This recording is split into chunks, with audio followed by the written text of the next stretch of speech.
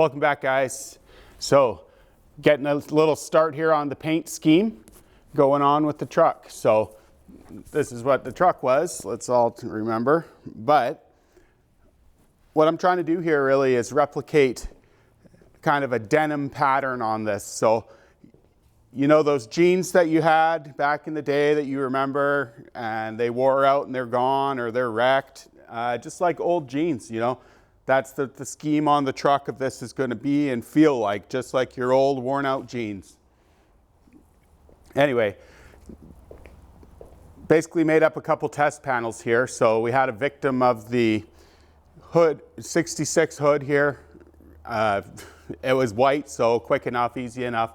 Buzzed that down, scuffed it up, just enough to get some base coat on there, painted it white, and then really got into it here. So what I did try on my first pass here was just kicking around was burlap material, some coffee sack that we had here, and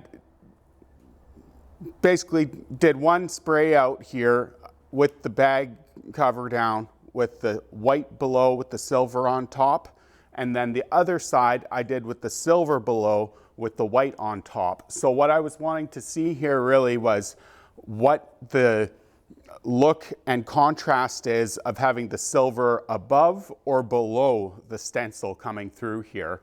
And then I just mixed up a little bit of blue with clear coat, probably 3-to-1, something like that, with the blue. And it's not a real candy, but it does have a little bit of translucency to it. And it was just enough to try and get that effect to see the silver popping up. So once I put that on there, a little bit of clear on top to seal it up, I really right away could tell that I liked the silver going through the stencil, not the silver below everything. So the reason why you use silver when you're layering here is that once you do have your candy on top of it, that reflection of the silver just makes it pop. So what I'm going for is the color will be more like the strands of the jeans, and then the silver will be lighter, and that's going to create the pop of what we're looking at for like the wove of the denim, if you will. So next day I pulled into one of the fabric stores out here, and you want to talk about a bull in a china shop. Well, that was about right for me. Walked in there with my boots on and they didn't know what was happening. It was pretty comical, to say the least. But I ended up picking up a little bit of material here just to get things happening. And this isn't really going to be the material that we use, but it is a material. So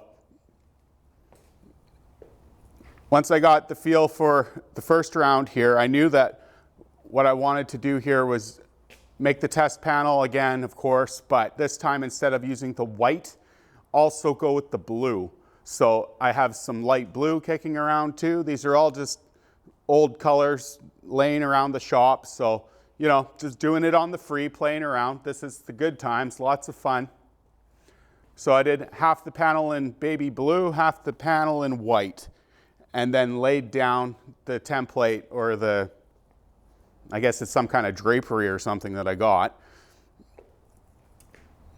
That sat a lot more flatter, a lot more nicer than what the other one did that we had. And yeah, silver right over top of that and let it go. This time coming through, the blue that was done originally, way too light of a blue for what I was wanting to go for. I don't want black here because black just doesn't do too well usually for, you know, car shows and stuff like that, trying to get a little bit of attention with the car. A color will always prevail over black.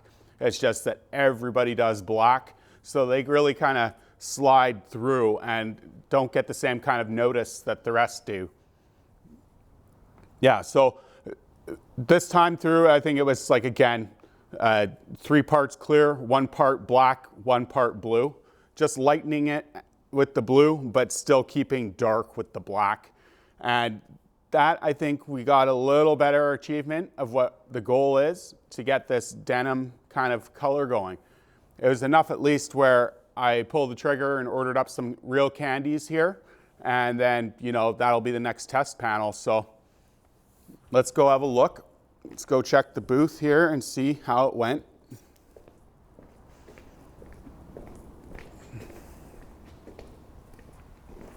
So you see the outside edges here, definitely way too dark coming down the sides, but it is going through.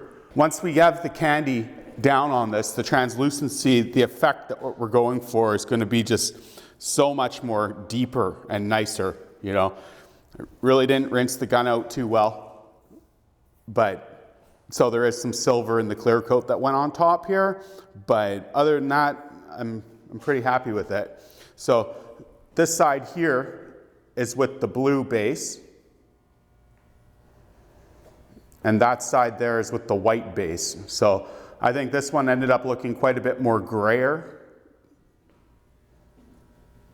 Hopefully this is picking up where you can actually see how the fade brings out the denim kind of pattern.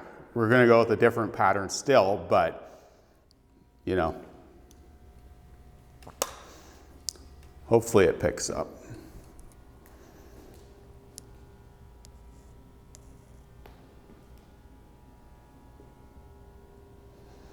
The idea is kind of just to have, you know, worn out knees of the jeans, if you will, and the fender.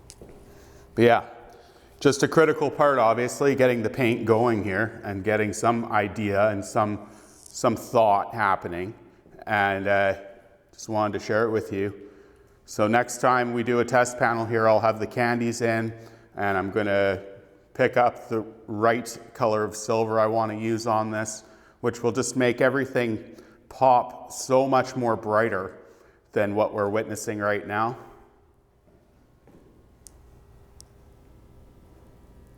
Hopefully it's picking up.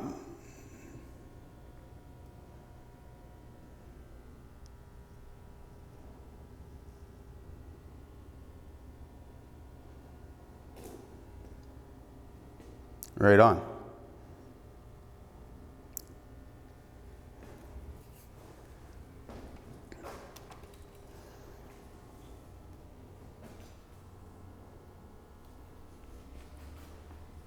Cool. So just a quick one here, just trying to explain to you what we're going for with the scheme on the car, and hopefully it's making sense. And yeah, so we'll see you on the next one.